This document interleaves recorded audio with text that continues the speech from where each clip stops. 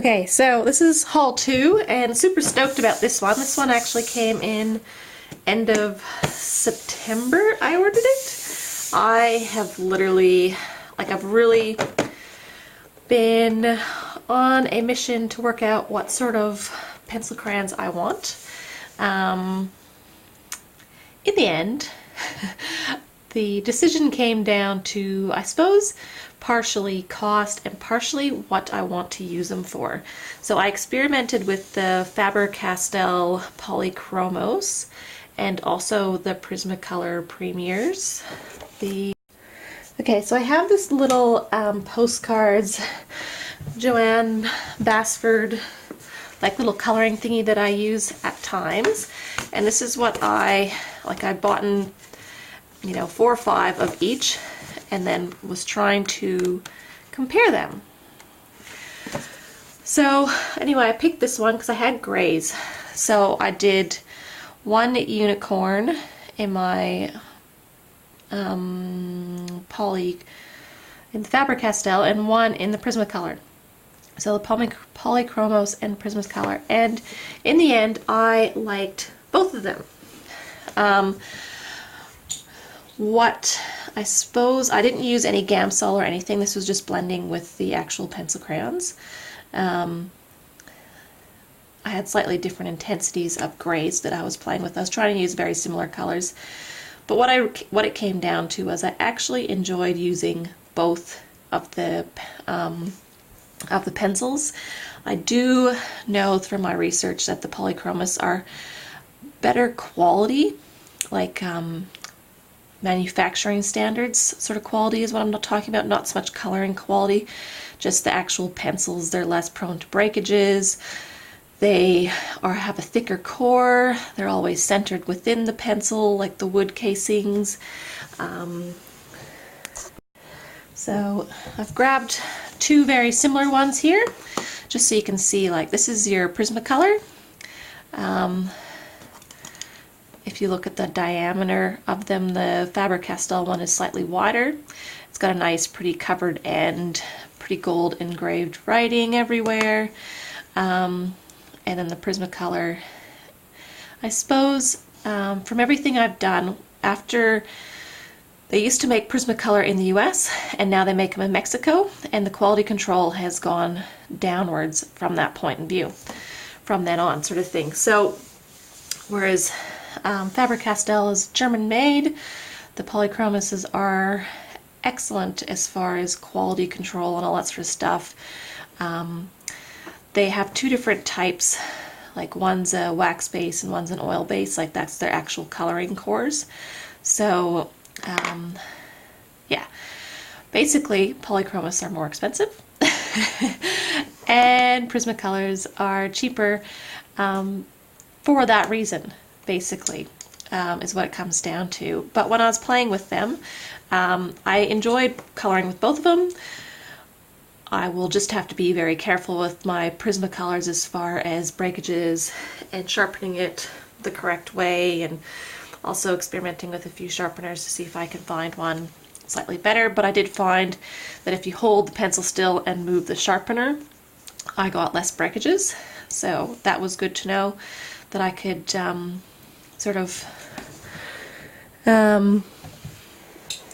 try something. So yeah, so on my quest to figure out which one I wanted, there was a few blogs and YouTube clips that I watched, and what was very comforting, because I was really worried that I would buy one set and then not like them as much as the other and that sort of thing, and I was looking at buying a full set of whichever one I bought. So I was kind of panicking about, doing the research, and I've been looking at it for 8 months prior to, watching all the, feedback and views and all that sort of stuff. And 2, I suppose, comparisons, YouTube clips stood out the most. One, basically, pros and cons for both of them, blah, blah, blah. So what I sort of learned, and it's to do with more what you intend to use it for. So what it came down to for me were 2 things. One, if you buy the Prismacolors 150 pack, and you also bought the Polychromos 120 pack, because that's the most you can buy, and it's 120 colors. It's a full color set for the Polychromos, and 150 is a full color set for Prismacolors. You wouldn't get any duplicate colors. So each brand, like, there's no duplicate colors. So should in the future I want to invest in the other brand, at least I'm not going to get duplicate colors. And you could use both pencils together on the same drawing and blend them together. So that was one thing that I really liked, so I stopped panicking about getting the very, very perfect one. And I thought instead I would get one that would suit my needs right now. Polychromos, as far as using them, from what I could find and from my own practicing, they are amazing to just blend with, like without a blending pencil or Gamsol or anything like that. If you just enjoy using just the pencil and all you want to do is layer up and blend and take the time to do all of that, then I think you'll really enjoy the Faber-Castell Polychromos. And the Prismacolor, if you don't want to spend the time and effort into layering and blending and all that sort of stuff, and you just want to slap some color on to a page and then use your Gamsol to smoothen it out and blend it, I would recommend using the Prismacolors. So a lot of the blogs and YouTube clips I showed, like, it would say basically to get the super smooth blend without any extra help or any other products, Faber-Castell Polychromos sort of were the ace. And then but when you use Gamsol with these ones, it's slightly changed. Sorry, with these, like the Polychromos, the color would slightly change. So if you intend to do sort of more of a quick scribble of color and then use Gamsol, and then not want the color to change when you add Gamsol, the Prismacolors are going to be more of what you're looking for. Which is why, and then the third reason was cost. So I found this full set came from Amazon. I'm in Australia. It was $102 US to buy, and shipping was $12 to Australia, and it took 10 days. So that was amazing. The cheapest I could find it in Australia was at Officeworks, of all places, and it was $220 in Australian. So when I converted the Amazon price to Australian, I think it worked out to be $155. So I'm still saving $60. A lot of the art stores in Australia had the full set listed at nearly $380 to $400. So there was a huge jump when you looked at an art store for your Prismacolors to just a stationery store like Officeworks. So if you're in Australia, you don't want to buy online, I would check out Officeworks, because that wasn't like a special price. That was just their everyday price, 120 Prismacolor set, and it was $220. So you can fully check that out. Faber-Castell on Amazon was also very good price, but I could not ship from Amazon to Australia with, it was just a shipping, we do not ship to Australia for this product sort of thing. So I couldn't get it from Amazon, and the local art stores were all about $400 for a set of 120.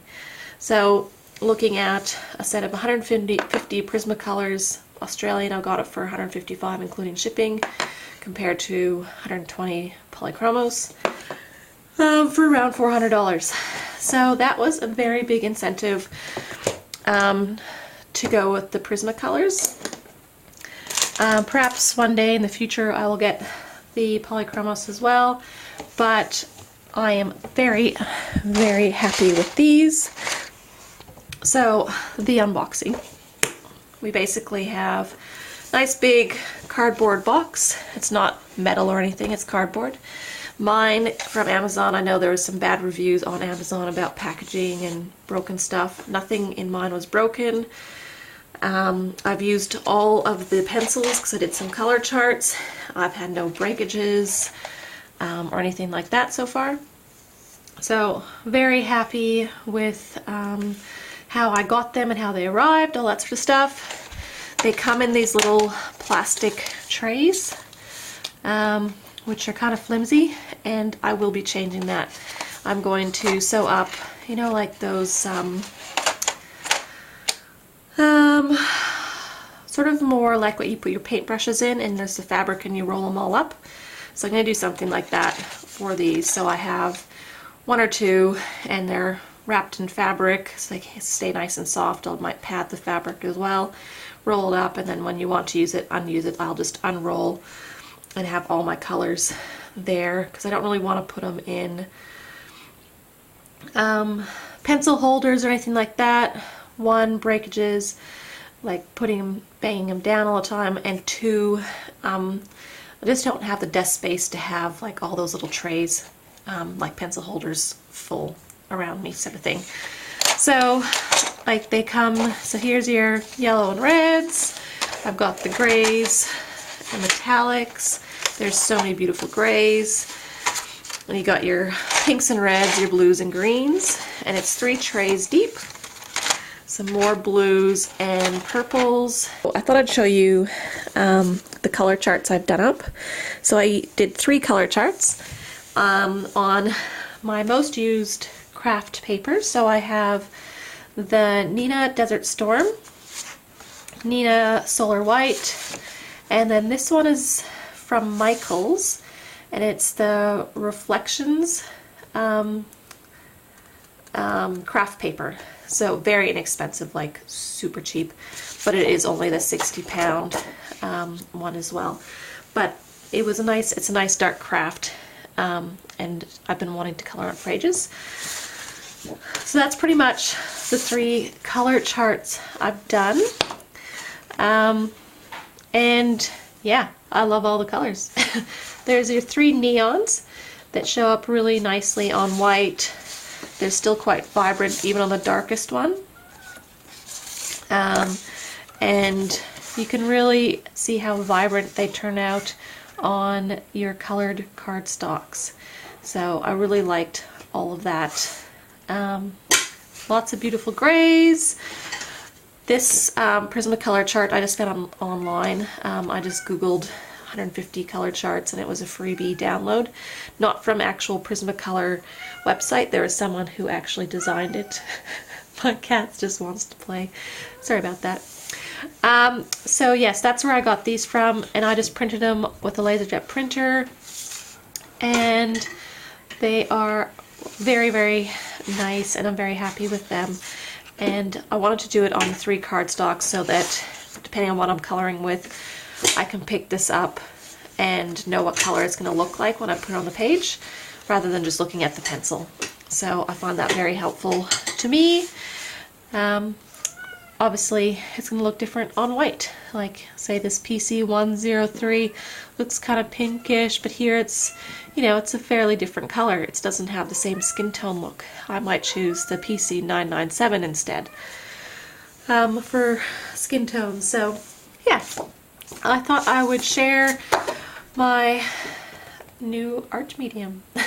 Okay, that's number 2 done.